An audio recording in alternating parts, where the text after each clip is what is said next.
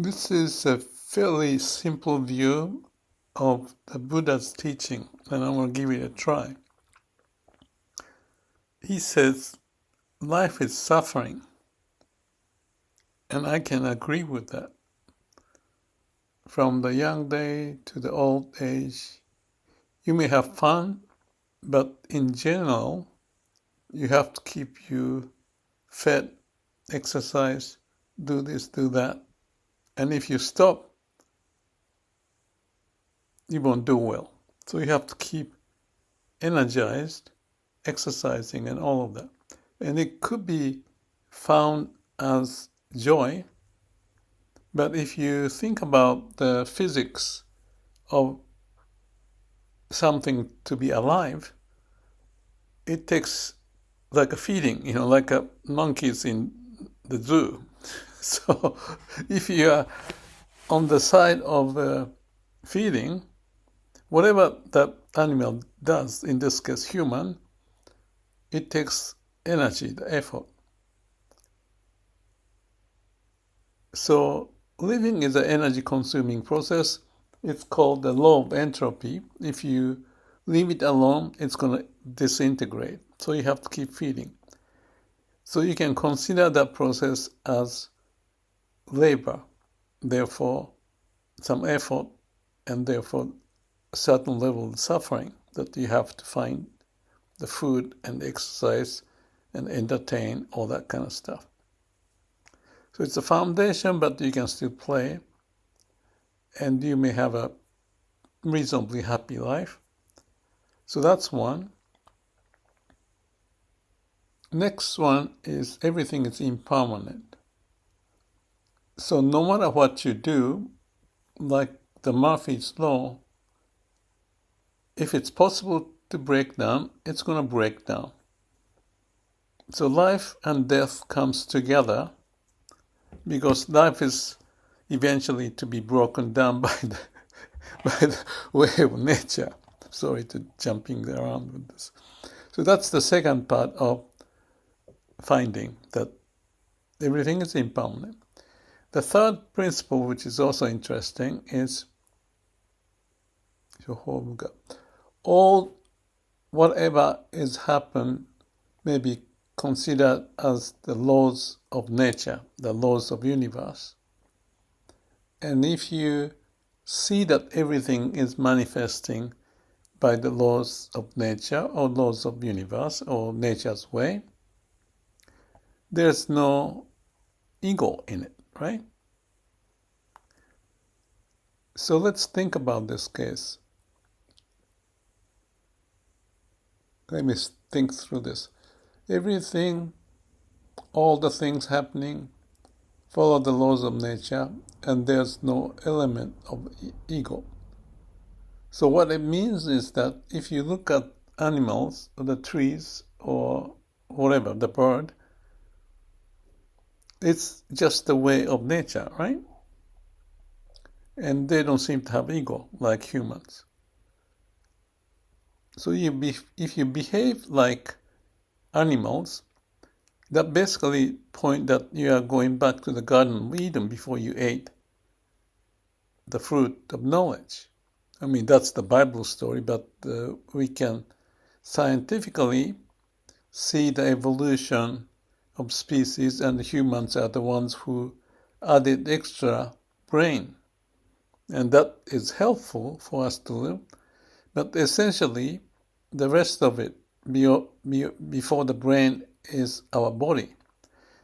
And there's not much different from the monkeys or even fish. The fish have two eyes. And one day I posted the video that looking at the fish eye, I thought, oh, the fish has the same eye. And if you can think of the nerve system inside the brain, that's what they have. They may have the heart and the muscle and stomach and all of that. Or the monkeys, the same. So if we think we don't have ego, we are the same as those monkeys and fish.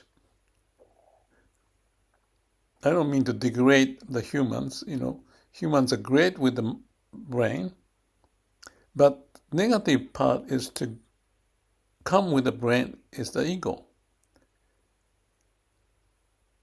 If we can use the brain wisely, life is better. But if we don't, all the arrogant behavior, the greed, and the ignorance that we may find ourselves to be, that's related to the brain, the human brain. So if we are like in the Garden of Eden, before eating the fruit of knowledge, then we are basically the same as those birds and monkeys and stuff. I was just watching the seagull passing by, and I thought, oh, the seagull looked very happy or free without thinking. You see? So that's something to remember. And the fourth one of these elements of the Buddha's teaching is I have to translate from Japanese to English.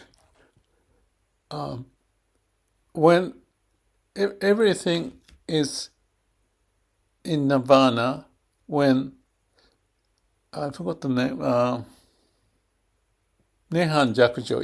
In nirvana, everything is peaceful. So that's the last one. So what it means is that if your mind is empty, and this may not something that you want to listen to, but let me just say it. If your mind is empty, meaning very quiet and calm,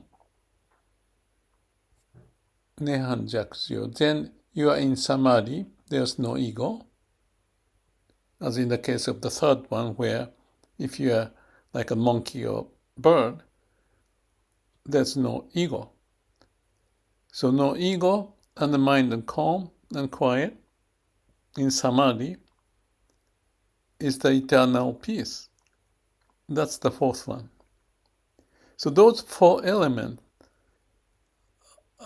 I didn't maybe explain well, but it's the same thing. No matter how many times I do it, maybe I'll do it better next time.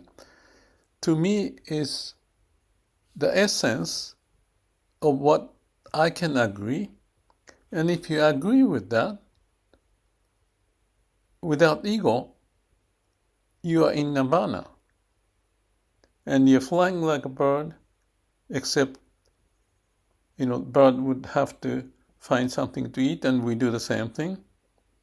So I don't mean to go backward to the level of the seagull, but to use the mind wisely, not with ego, but with wisdom and compassion. That's it. With that understanding and practicing samadhi, no ego and no mind, but using the mind or the brain with wisdom. And if we live like that, you don't create unnecessary suffering, except the first point. Life is suffering. Not suffering added to that suffering of living life by having the brain and the ego and wrong use of our brain. We just have the amount of suffering which is that we have already physically. We get tired, and things happen because we're impermanent. We just live like anything else,